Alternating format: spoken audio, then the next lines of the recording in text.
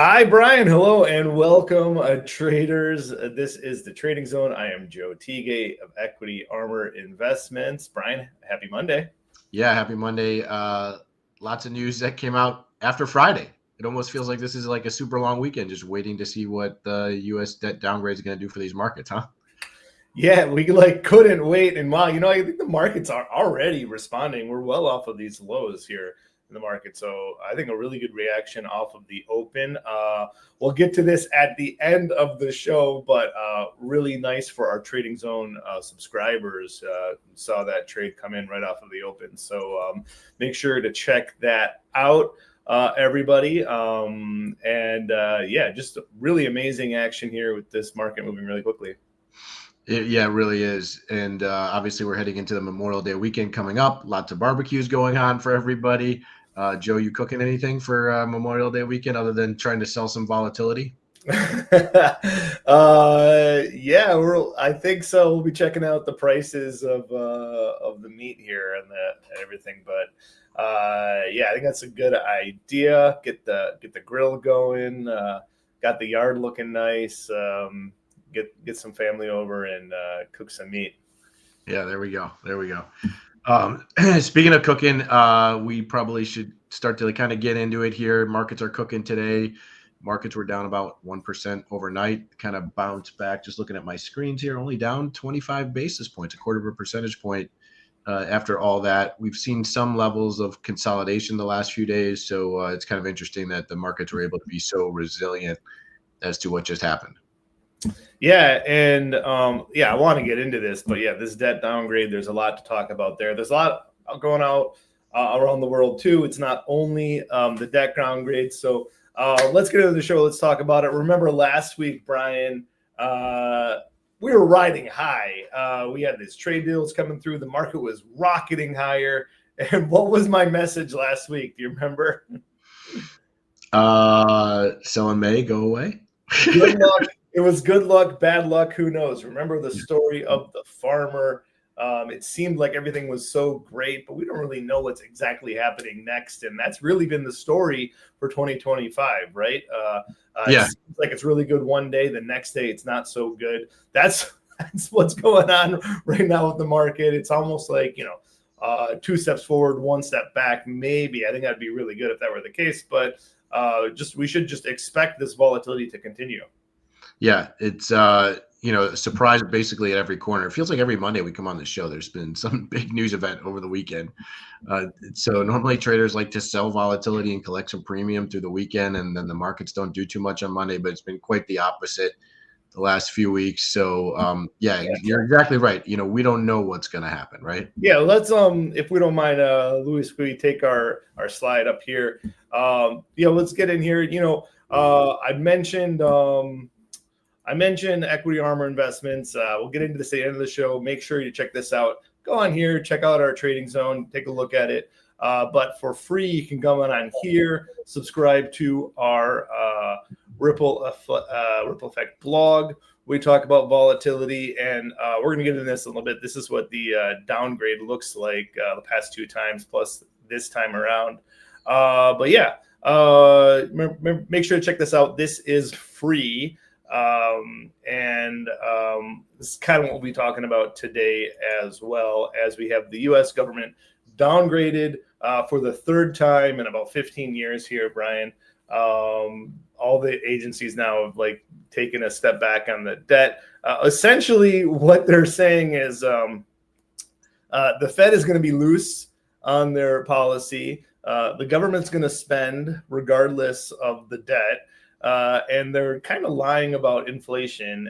And I don't necessarily think they're worried that the government will pay these loans back. I think that they're saying, hey, yeah, you'll get paid back, but what's your dollar going to be worth at the end of 30 years?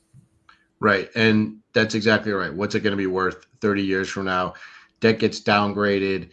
Maybe we need to lower interest rates to sort of borrow it less, but then that devalues the US dollar to some degree. I think that's why gold has had such a huge run. I mean, gold is reacting to both inflation and fear of the tariffs, but also has been reacting to the fact that our dollar is getting substantially weaker, but all fiat currencies have been getting weaker. The euro the Japanese yen, all these rates held just, extremely low, and they're getting punished for it. And hard assets have been really the play over the last, call it year and a half. Yeah, so and we'll talk about that going forward and how we're playing it. We also have more news today. Love to see what the readout of this phone call is going to be, but I think this is going to be really important. Getting a deal done, a peace in Ukraine and Russia would be fantastic. I think the market would love to see that certainty. It's anybody's guess of whether that's actually feasible or not. Does that take oil prices lower if they actually were to reach a peace deal, or maybe wheat and grain prices lower? I think it does, absolutely. I think and even other things, because so many things are tied to oil prices, come down, of course. So I think opening up Russia, allowing them to bring natural gas, allowing them to bring oil back into the West, takes oil lower, and it just adds to the already easing pressure of oil with all of us, all of the added supply we've added here in the United States. Add Russia's added supply on there. I think it'll just absolutely be fantastic for oil prices being lower.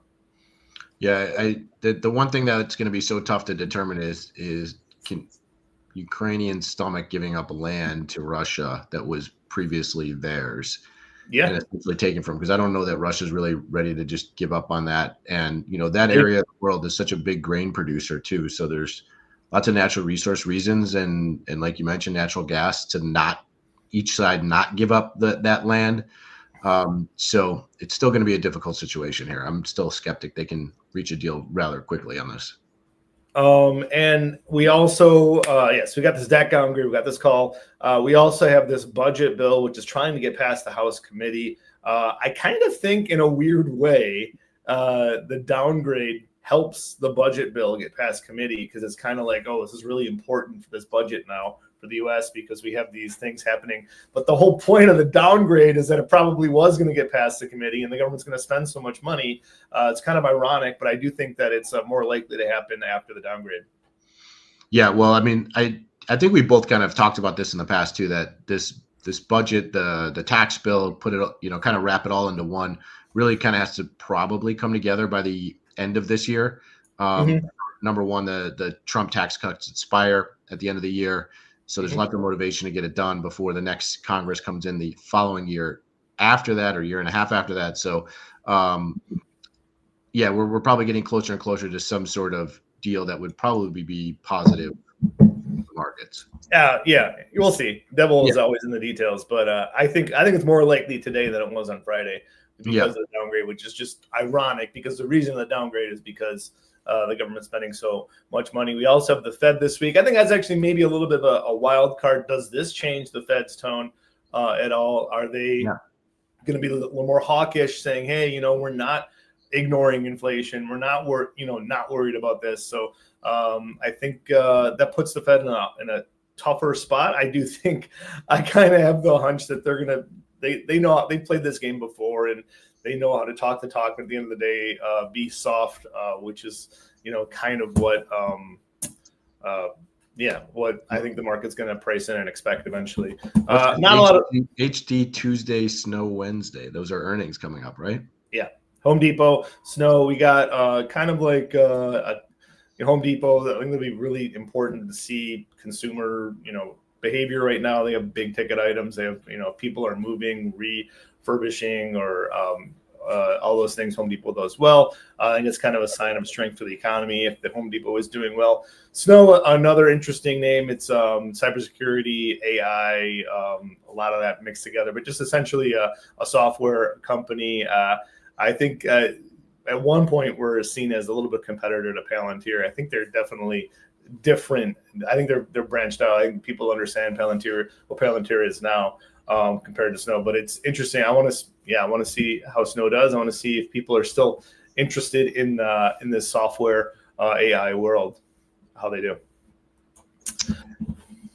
All right. So next up here, we always love talking volatility. Obviously, this is why most people tune into this show. Subscribe, like. We are former VIX traders, trading VIX options and futures as specialists on the floor of the the SIBO, and we love watching how volatility is moving and affecting the market. That's why we have our newsletter, The Ripple Effect. You drop something on one side and it ripples into the other, the volatility. So here's the skew. This is the level of price of premium on an S&P 500 put, the 25 delta put versus the 25 delta call. So why is this important? Well, if the skew goes higher, that means people are paying more for that put. There's more fear in the market, so to speak. People are paying more for the downside insurance versus the upside optionality of a call option, which the call gives you the right to buy something at that strike price, no matter how high it goes. So we've seen the skew come down dramatically as sort of all the insurance really gotten taken off the market. Anybody that could sell a put with any kind of premium in May basically did that. I said sell in May, but it really was sell a put in May and go away until expiration, which came off the board on Friday. The third week of May, normal expiration. Obviously, there's options expiring every day with 0 DTE. But we take a look at this, and now we're finally seeing a little bit of an uptick there, right, Joe? Yeah, we got this uptick kind of exactly where we expected it. Honestly, it makes sense to not make a new low here. We were kind of saying, hey, this seems like really low volatility below 5 here last week, and took account for that. But we're saying, the puts were being sold, but maybe for good reason. Maybe people kind of know what's coming down the pipeline. We're talking about this budget, talking about these trade deals and the tariffs. So maybe people have confidence in the U.S. economy. And that makes a lot of sense to me too. Where get to this level, it kind of makes sense that maybe the sell in May is, hey, get me out of my stock this high level here in May, but I'll sell a downside put if it comes back down. I want to get back into the stock. That's what we traded last week for our trade of the week. Spoiler alert, that's going to be our trade of the week this week too. For people who are our Trading Zone subscribers, they are already into that. Looking at the VIX futures curve, Brian, you mentioned last week, boy, these seemed really low. They really haven't done a lot in spite of the fact that, we got volatility higher. Yeah, it's kind of leveling into a little trading zone, Look at this June future basically unched from a week ago. Right. So, but it's kind of interesting because this is pretty, like, obviously this is in line where it was. It's kind of been trading around this area, but obviously very low relative to where it was a month or 2 months ago, rather. So, like, you take a look at this, and I'd be inclined to maybe look at buying VIX futures here. I know our model kind of went on to buy. Kind of an interesting spot because I think if you own some optionality, maybe to the upside, as like call buyers have come back in this market and you own some calls like that, and then even if volatility declines a little bit, it probably happens because the market's going significantly higher. So it seems like a pretty good trade to put on the two of them. Obviously, we kind of have similar positions on that we've put on in the last few days, right, Joe? Yeah, we have Signal went on Friday. Really interesting.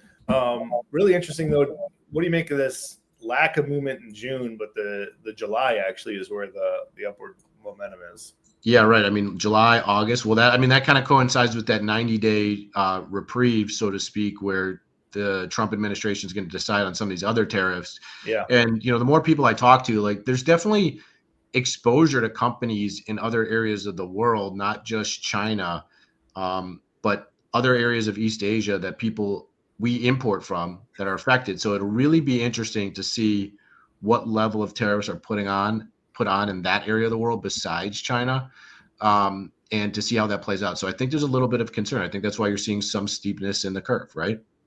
Yeah, 100%. It does make it tricky when this gets steeper to own VXX, but it does kind of play well into this back month area though. Right. Yeah, it's at least giving an indicator there if you're inclined to not buy that because, yeah, you're right. There's a premium. It's called contango, where you pay a higher premium to the VIX future relative to where VIX is trading at, and obviously those two things, the futures and the index, need to settle into each other on expiration. So, but it's something that I think traders are starting to get a little bit of worrisome or fear about what's to come down the pipeline 60 days from now. Yeah, absolutely. So it's almost like a little bit of breather here for the next few weeks, this expiration cycle. But hey, game on, game on next month. Yeah, yeah, Well, but we'll see. I think there's a lot of potential still to happen this month. So, you also have this cash below above where the front month is, so that can lead to some front month volatility for sure. Um, looking at these future prices here, the index futures. Sorry, a little bit of a pullback this morning is kind of what we were saying last week. We had this amazing run up. It seemed like, oh, we're just going to go to all time highs. I was saying last week, boy, I'd really love to see it come back down to these 200-day moving averages and then find some support there. I think that's very possible. I mean, a lot of people are worried. We'll look at what happened in the last few downgrades. I have a chart for that too. But a lot of people are worried this downgrade is going to bring big downward momentum. It might. I'm not saying that it won't, but I think this is a really important spot for the market. Nice bounce this morning. I think that's good, but I think a potential of tagging this 200-day moving average is very likely, and I'd love to see it supported there. yeah. And you look at that 6,000. I think that's going to be some resistance up there. But I think if the markets break through 6,000, I think we're on to all time highs. But it's going to be maybe some tough sledding given the news here. And I think, Joe, it'll be interesting once we get into some of the comparison of what debt downgrade means to the markets. Obviously, this is the NASDAQ looking very similar as well. I actually like the NASDAQ better, I think, right now than the S&P. I know the S&P is made up so much of NASDAQ-y kind of names, but if interest rates are going to go lower, maybe if the Fed has to cut, I think that's good for tech stocks. And I think you look at this. If the downgrade is right, they're saying the Fed is going to cut. Well, yes, then that will be good for tech stocks. Yeah, right. And I think they're back. One last comment on the. You know what? Let's sneak ahead to that. Let's sneak ahead to it. Actually, I'll come back to gold.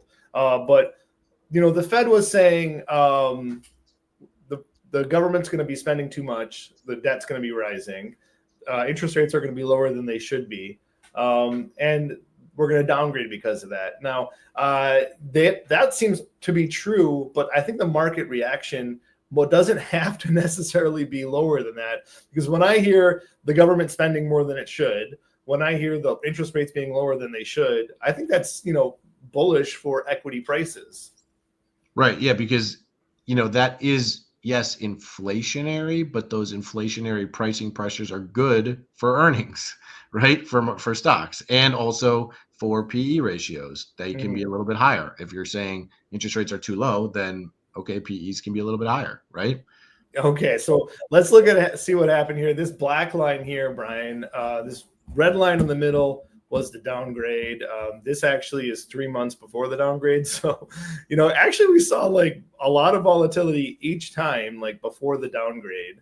And this is 2011. Boy, there was lots of volatility in 2011. There was lots of volatility around the world too. There was all sorts of debt problems in Europe, which we can't forget. And I think people, that was part of the downgrade in 2011. People saying, hey, I don't necessarily trust all these government debts. U.S. had the lowest interest rates at that time. We actually saw like a positive reaction, a week later after that downgrade in 2011. Definitely saw a lot of volatility, though. We saw the market up, down, all around over the next 3 months. And then in 2023, we had a scenario where we had another downgrade, just talking about, again, the government is just spending. We were just like stuck on like COVID spending and didn't change the budget and were just printing money left and right, record-breaking deficits quarter after quarter. And, they were saying, hey, these interest rates are not sustainable. And really, I do have to say, since 23, I will say something kind of changed with the U.S. interest rates. It's kind of stopped this negative downward trend of rates going back for the last 40 years and have started to flatten out, if not turn to the positive side. So I do think maybe there is like an awakening. There are other options around the world rather than just a dollar. What do you make of the fact that in 23, though, the market had such a big run up, kind of similar to what we saw the last few weeks? I mean, the last few weeks was like an extreme explosion. Like, are we looking like the same kind of pattern could happen again, where it hangs in there for a couple of days and then starts heading lower? 100%. I absolutely do think we could see something similar. Yeah, it does kind of seem like it's more similar to 23. But yeah, I don't necessarily think it has to be this this huge downtrend. Remember, like we started this like in December, or we started up here this time around. We had this big downturn and then up. This is kind of like shifted backwards, where we had this upward trend and then a downtrend, and then so I think we might have already had our downtrend here. So I mean, the question is, are rates going to stay above 5 on the 30-year? Is the Fed going to be able to save that? That's going to be the question for me. I mean, bottom line is the market's going to decide. The market's going to decide, do I trust Moody's and I don't want to own long-term U.S. debt? Do I trust these rating agencies? Or would I rather own U.S. debt than anywhere in Europe? Rather own U.S. debt than anywhere in Asia? And, really in the past 15 years throughout these downgrades, even though we've been downgraded, people have come home to the United States just because their confidence that they will be the one around 30 years from now. Yeah, I mean, here's the thing, though. I do kind of feel like it could be kind of like 2023, where there is a little bit of a pullback here. In general, like I said, I'm bullish on the market. I like actually tech. I think if the Fed cuts rates, big tech is going to be in a very good position. I do feel like, though, the run up just needs, like, this downgrade needs to give a reason for the market sort of to pull back, and all the shorts that kind of got run over, the market corrects, and all those shorts then can kind of come back in and push the market higher after that, going back to this, kind of loop that you drew in here on the NASDAQ, right? Like 20,000. Big test for me, yeah. 20,500, that's the 200-day moving average, like right around there. Probably needs to like retest and consolidate before we go higher. So I kind of see this debt downgrade as sort of like maybe a reason to give a little carpet shakeout to the market, even if it hangs in here today. Feels like maybe put a temporary ceiling on, I said sell in May, go away. I don't think it's sell in May, go down 20% and then come back again, but it could be sell in May, the run's been over. If you didn't get in now, you kind of got to wait a little bit and look at a level lower. We talked about selling puts. Maybe that's something to look at as the market pulls back. There's so many other things going on, though. It's hard to really just say that this V recovery we saw here, when you see this powerful V, like, it very often just flies through. And a lot of that is because, policy decisions were made here. There was some panic here. People were talking about how terrible these tariffs could be, how desperate we are for a budget here, how much we need, peace around the world here. Kind of like that all gets set in place there. And then ultimately that all comes to fruition. People pass a budget that's stimulative. Interest rates get lowered because there's fear of the economy coming down. So it's possible that like people are just going to be buying up this pullback. Even we might not even get to this 200-day moving average. And we just continue rocketing higher. Yeah. So, I mean, it sounds like you're a little bit more bullish than I am. I'm probably like short-term 2 to 4% pullback in the market before this trend continues higher. But in general, yeah, I mean, look at, gold futures, man. Every time I look at that chart, I'm like, should I have bought it? Should I have bought it? Is it going to go higher? I mean, I did put a trade on. I think we gave on our trading zone. I think we gave a trade that was, sell a downside put, buy a call spread that paid out really well. But then gold just kept going after that. Well, there was a lot of reason people were saying we got to own gold right here. We did a trade on our trading zone where we sold the downside, but bought a call spread, collected some money, so we made money on this downtrend. Even though we were having a long side bullish view of gold. I think this is a buy down here. This looks like a very good entry here. You got this resistance here, turn in support here. This seems reasonable to think that we're going to be making new all times here. And yeah. Although would you do that with like a call option maybe instead of just straight out buying it? Potentially, you see some risk where 28.50 could be in the cards if it kind of doesn't hold this level. I don't know. I might want to just own gold and just have fewer dollars and just. But anyways, let's finally wrap it up here, Brian. Let's go into our NASDAQ trade. We got this was off of the open. The market obviously has recovered a little bit off of the open, and this is off of the idea that we will find support at the 200-day moving average, which is around 495 in the QQQ. I do like the idea of collecting a little bit of premium into the 3-day weekend, and with the volatility a little bit higher today. I do think we're going to see the volatility pick back up after June expiration. So yes, I'm confident enough for the next 4 weeks here to sit here with this trade and sell this 500 put, get long the NASDAQ. Right now it's 519. So, owning the NASDAQ around 493 seems, palatable right now if that does happen. And otherwise, we can just collect a little bit more than 1% while we're waiting here for things to settle down. Yeah, I mean, that's about 4% to the downside. Plus you collect about 1.25% of premium over parity in relationship to where the Qs are trading at right now. So, I mean, like 1.25% is not a ton of premium to take in annualized. It does get up over 12%, obviously. So that's actually kind of nice. That's going to return better than any bond. A lot of like firms will pitch this as like an income deriving strategy, but I kind of disagree because there's a significant level of risk to the stock market direction. Yeah. But if I was trading like structured notes or I was some sort of premium income collecting strategy, I think temporarily, this is not a bad trade for the next month because of the levels and the technicals that are setting up. So that annualized return, I think, pretty good risk adjusted potential, because I think it's going to be tough to sort of crack through that 500 level on the Qs in the next month at least. Yeah, right now we are an hour plus into trading. Now this is currently trading at about 580, so it's come in almost $1 here. Volatility lower, the market a little bit higher.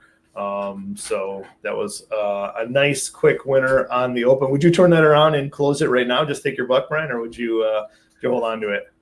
Oh man, I think maybe if anything, I would maybe roll it up, maybe a couple of strike prices. Okay. Maybe look at like the 503 to 505 area and close that, take that winner, and then roll it up a couple strikes. But it's still pretty good. I mean, it's still paying over 1%, right? A premium over parity. So not a bad trade to continue to hold on. Very interesting, nice reversal in the market. I'm just looking at my screens over here to the side.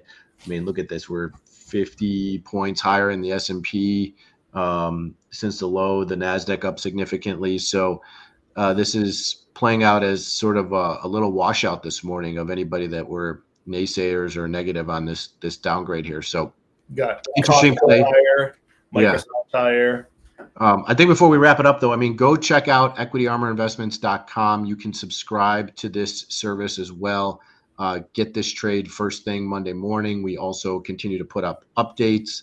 We'll probably send out an update alert on whether we close this or roll it or what we're going to do here. Obviously, we tease that. You and I will probably have a conversation after the show ends here, figure out what to do as we try and help people out. Again, you trade this on your own. You can do it with what you want, but I think we give some pretty decent opinions on some of these trades here. So tune in every week on Monday. Go to our website, go to our YouTube channel, Equity Armor. to review. While you're there, you can take a look at our other strategies too. We got a couple of mutual funds where we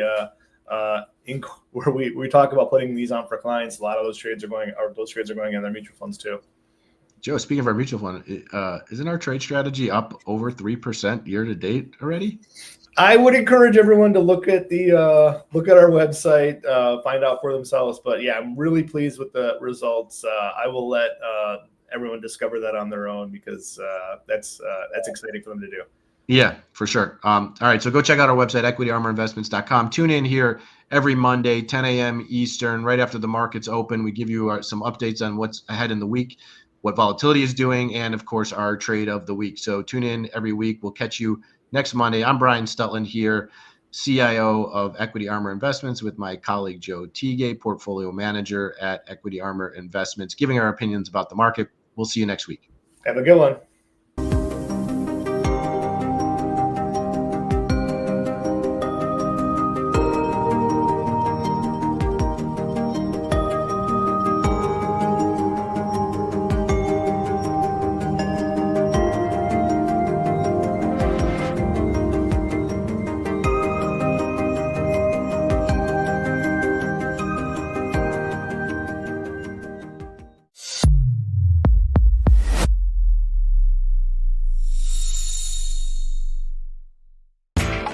You know how the financial world goes. Here comes the buzzkill. Please make sure to take some time to read this boring disclaimer. We will owe you one.